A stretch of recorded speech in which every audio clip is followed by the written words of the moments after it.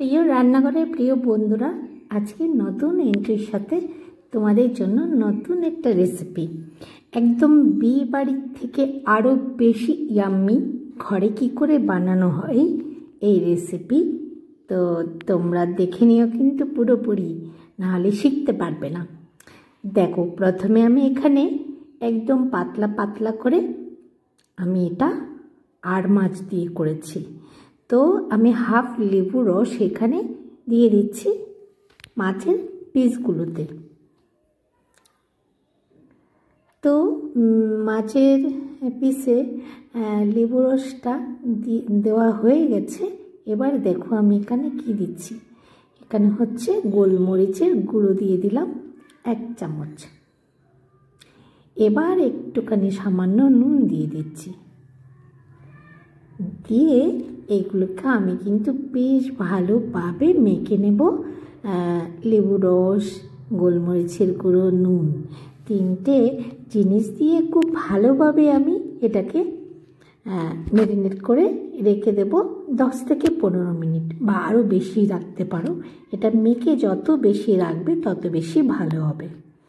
তো চলো, আমি এদিকে রসুন নিয়ে নিলাম 3-4 কোয়া বড় বড়, ছোট একটা টুকরো আদা নিয়ে নিলাম, টুকরো করে নিয়ে নিলাম। এবার 4-5টা কাঁচা লঙ্কা নিয়ে নিয়েছি। এবারে একটা পেঁয়াজ নিয়ে নিচ্ছি বড়, 3-4 টুকরো করে দিয়ে দিচ্ছি। আর এখানে কিছু ধনেপাতা নিয়েছি, দেখো পরিষ্কার করে নিয়েছি অবশ্যই ধুয়ে। তারপর আমি এখানে দিচ্ছি জিরে গুঁড়ো, সামান্য নুন, সামান্য চিনি, আর হচ্ছে এখানে আবার একটু লেবু রস দিয়ে দিচ্ছি। এটা আমি খুব ভালোভাবে পেস্ট করে নেব, একদম খুব ভালোভাবে পেস্ট করতে হবে। এবার এখানে আমি একটু তেল দিয়ে দিচ্ছি, সাদা তেল। তারপর এগুলোকে বেশ ভালোভাবে পেস্ট করে আমি দেখো একটা বাটিতে নিয়ে নিচ্ছি। আর গন্ধটা এত সুন্দর এসছিল বলার মতো না। এবার দেখো আমি এখানে একটা ডিম ফাটিয়ে আমি পেস্টটার সাথে মিশিয়ে দিলাম ডিমটা। এবারে দেখো আমি এখানে সামান্য ময়দা দিয়েছি। তোমরা চাইলে এখানে কর্নফ্লাওয়ারও দিতে পারো, কিন্তু আমি ময়দাটা ব্যবহার করেছি। কর্নফ্লাওয়ার রয়েছে, তাও আমি একটু ময়দা দিতে ইচ্ছে করলো, তাই ময়দা দিয়ে দিয়েছি। এবারে এটাকে বেশ ভালোভাবে মিশিয়ে নেব। নুন যেহেতু দেওয়া রয়েছে, তাই জন্যই আমি এখানে নুন ব্যবহার করিনি, তোমরা দেখতেই পেয়েছো। এবারে দেখো মাছের পিসগুলোকে আমি এখানে এই পেস্টটার সাথে আমি ম্যারিনেট করে রেখে দেব।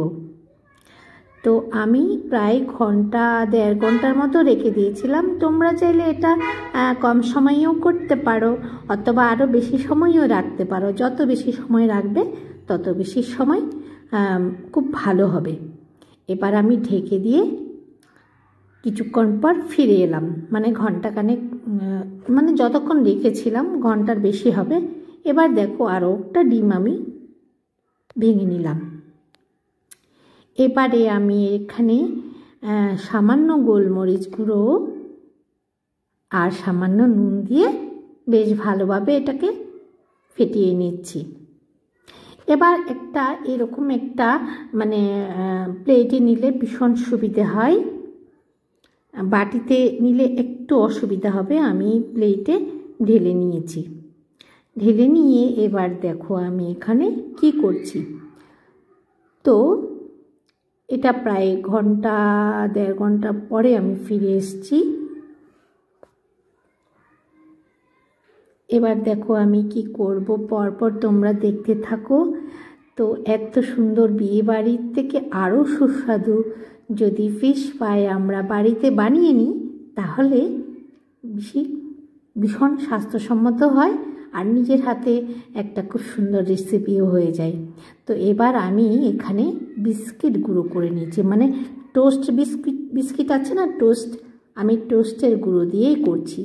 তোমরা চাইলে এটা পাউরুটির গুঁড়ো দিয়েও করতে পারো, পাউরুটির গুঁড়ো দিয়ে করলে আরও ভীষণ সুন্দর হবে। তো আমি জাস্ট কয়েকটা খাওয়ার জন্য করছি, আরগুলো রেখে দেব, আরগুলো পরে আবার যখন ইচ্ছে তখন ভেজে খেয়ে নেব। তো এটা দুটো কোটিং দিতে হবে। প্রথমে দেখতে পেয়েছো ডিমের মধ্যে ডুবিয়ে বিস্কিটের গুঁড়োই লাগিয়ে নিয়েছি, আবার ডিমে ডুবিয়ে আবার বিস্কিটের গুঁড়ো লাগিয়ে নিচ্ছি। তো সবচেয়ে বেটার হবে বিস্কিটের গুঁড়ো থেকে তোমার পাউরুটির গুঁড়োটা দিয়ে, মানে ব্রেড ক্রাম যেটাকে বলে, ওটা দিয়ে কিন্তু আরও ভীষণ সুন্দর হবে। তো তোমরা আগে থেকে যখন বানাবে পাউরুটি এনে রেখো। তো আমার বাড়িতে পাউরুটি ছিলই না, তাই জন্যে আমি টোস্ট গুঁড়ো করেই এটা করে নিচ্ছি। তোমরা কিন্তু ব্রেড ক্রাম দিয়েই করবে, ওটা ভীষণ সুন্দর হয়। এবার দেখো আমি একটু ছুরির সাহায্যে একটু মানে মাছের পিসের মতো এভাবে একটু করে নিচ্ছি। তো যেহেতু বিস্কিটের গুঁড়ো ওগুলো একটু তাড়াতাড়ি ভিজেই গেছে, তো যাই হোক তাও কিন্তু খুব সুন্দর হয়েছে। তো এবার আমি একটু সাইডে সাইডে চেপে দিয়েছি, কারণ মাছগুলো মেরিনেট হয়ে তো আরও নরম হয়ে গেছে। এবার আমি আস্তে করে তুলে তেলের মধ্যে ছেড়ে দিচ্ছি। তো তেলটা গরম হয়ে গেলে তোমরা কিন্তু আস্তা কিন্তু একদম ছোট করে দিয়ে তারপর কিন্তু মাছগুলো ছাড়বে। তো চলো এবার আমি আস্তে আস্তে ভাজা শুরু করছি, আর তোমরা দেখতে থাকো। তো বন্ধুরা, আজকে আমার চ্যানেলে যদি তুমি এই রেসিপিটা নতুন দেখে থাকো, আমার চ্যানেলটা যদি সাবস্ক্রাইব করা না থাকে তো সাবস্ক্রাইব করে বেল আইকনটা প্রেস করে রাখবে। পরবর্তী এত ইয়াম্মি রেসিপি পাওয়ার জন্য অবশ্যই বেল আইকনটা প্রেস করে রাখো। আর যদি আমার ভিডিওটা আজকে ভালো লাগে, তোমার কাছে যদি পছন্দ হয়, তো খুব সুন্দর একটা কমেন্ট, লাইক আর শেয়ার করে দিও অবশ্যই তোমার বন্ধুদের সাথে, তোমার আত্মীয় স্বজনদের সাথে বেশি বেশি করে একটু শেয়ার করে দিও।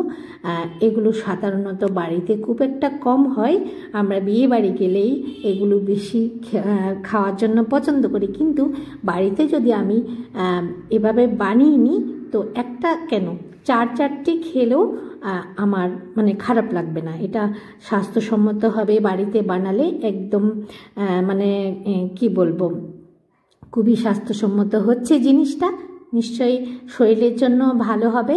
তো চলো এইভাবে কিন্তু অবশ্যই কিন্তু ট্রাই করো, আমি যেভাবে করেছি সেভাবে। এত সুন্দর, ভেতরটা এত সুন্দর হবে, আর স্মেলটা তো দারুণ হয়েছিল। তো আমি সেদিন বাজারে গিয়ে বড় দেখি একটা আর মাছ বিক্রি হচ্ছে। তো আমি বললাম আমাকে একটুখানি পাতলা করে স্লাইস করে দিতে পারবে? বলছে অবশ্যই পারবো দিদিভাই। তো করে দিল। তো আমিও নিয়ে আসলাম, ভাবলাম ফিশ ফ্রাই তো বানানো হয় না খুব একটা, খুব কমই বানানো হয়। তো আজকে মাছটা যখন পেয়েছি তো বানিয়েও নি। তো ভিডিওটা কেমন লাগলো কিন্তু বন্ধুরা অবশ্যই কিন্তু জানাবে, আর অবশ্যই লাইক শেয়ার কমেন্ট করবে। অবশ্যই বেশি করে কিন্তু শেয়ার করে দিও কিন্তু, কারণ এই জিনিসটা বাড়িতে বানিয়ে খেলে দারুণ লাগে, বলে দিলাম, দারুণ। তুমি বিকেলে টিফিনে বলো, বা তুমি কেউ আসছে, কাউকে আসতে বলছো বাড়িতে, তো তুমি এভাবে গুছিয়ে ম্যারিনেট করে রেখে দিলে, এমনকি তুমি পাউরুটির গুঁড়ো বা বিস্কিটের গুঁড়ো দিয়ে যদি তুমি রেখেও দাও ফ্রিজে, সেটাও খুব সুন্দরভাবে সেট হয়ে থাকবে মাছের পিসগুলো। তো বন্ধুরা একবার ট্রাই করে ফেলো, ঠিক আছে? তো আমার ভিডিও আজকের মতো আমি এখানে শেষ করব। তোমাদের জন্য অনেক ভালোবাসা, ছোটদের জন্য অনেক ভালোবাসা, বড়দের জন্য আমার প্রণাম জানিয়ে আজকের মতো ভিডিওটা আমি এখানে শেষ করব। এতক্ষণ ধৈর্য ধরে আমার ভিডিওটা দেখার জন্য কিন্তু অসংখ্য ধন্যবাদ। আর আমার প্রাণ ভরা ভালোবাসা রইল আমার সকল বন্ধুদের জন্য, আমার পুরো পরিবারের জন্য। তো আমি তো খেতে বসে যাচ্ছি, তোমরা কিন্তু বানিয়ে ফেলো। টাটা।